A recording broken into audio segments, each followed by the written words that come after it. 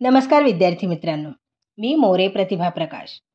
मित्रांनो, आज आपण लोकमान्य टिळकांविषयी माहिती पाहणार आहोत. चला, तुम्ही तयार आहात ना? ओके. लोकमान्य टिळकांचे पूर्ण नाव बाळ गंगाधर टिळक. त्यांचा जन्म रत्नागिरी जिल्ह्यातील चिखली या गावी 23 जुलै 1856 रोजी झाला. त्यांच्या आईचे नाव पार्वतीबाई व वडिलांचे नाव गंगाधर पंत असे होते. गंगाधर पंत हे संस्कृत पंडित आणि गणितज्ञ होते. त्यांचे हेच गुण आपल्या लोकमान्य टिळकांमध्ये आले आणि टिळकांनीही गणित व संस्कृत या विषयामध्ये प्रभुत्व मिळवले.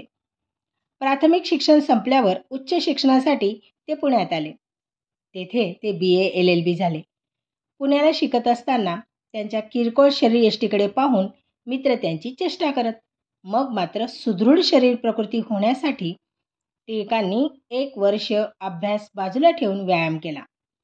या दणकट प्रकृतीमुळेच त्यांनी देशसेवा करताना शारीरिक कष्टांना हसत तोंड दिले. शिक्षण पूर्ण झाल्यानंतर सरकारी नोकरी वा वकिली न करता ते शिक्षण क्षेत्रात शिरले. पुण्याचे न्यू इंग्लिश स्कूल व फर्ग्युसन कॉलेजचे ते एक संस्थापक होते. त्यांनी केसरी व मराठा या इंग्रजी वर्तमानपत्र सुरू केले आणि त्याचे ते संपादक झाले. या वर्तमानपत्रातून ते इंग्रज सरकारच्या जुलमी व अन्यायी कारभारावर जहाल टीका करीत. वृत्तपत्रातील त्यांचे लिखाण हे जहालमतवादी असे. त्यामुळे इंग्रज सरकारने त्यांच्यावर राजद्रोहाचा खटला भरला. त्यात त्यांना 6 वर्षाच्या कैदेची शिक्षा झाली.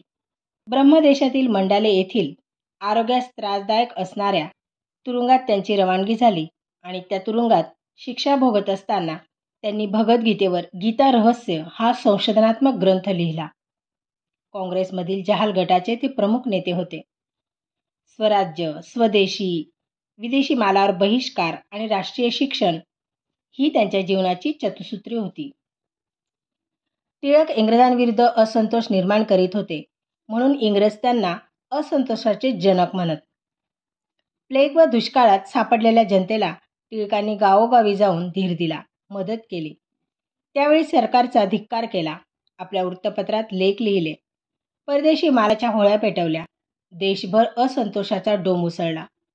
हिंदू मुस्लिम एकजुटीसाठी त्यांनी लखनौ करार घडवून आणला. कामकरी व बहुजन वर्गात संघटित करणारे तेला-तांबोळ्याचे पुढारी झाले.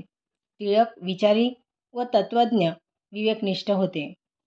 त्यांनी ओरायन व Arctic home in the Vedas हे ग्रंथ लिहिले. एक शास्त्रशुद्ध पंचांगही त्यांनी सुरू केले.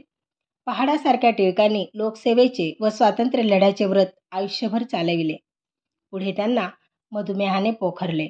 त्यांच्या पत्नी सत्यभामाबाई यांच्या निधनानंतर लोकमान्य टिळक एकटे पडले. मुंबई येथील सरदार गृहात दिनांक 1 ऑगस्ट 1920 रोजी त्यांचे देहावसान झाले.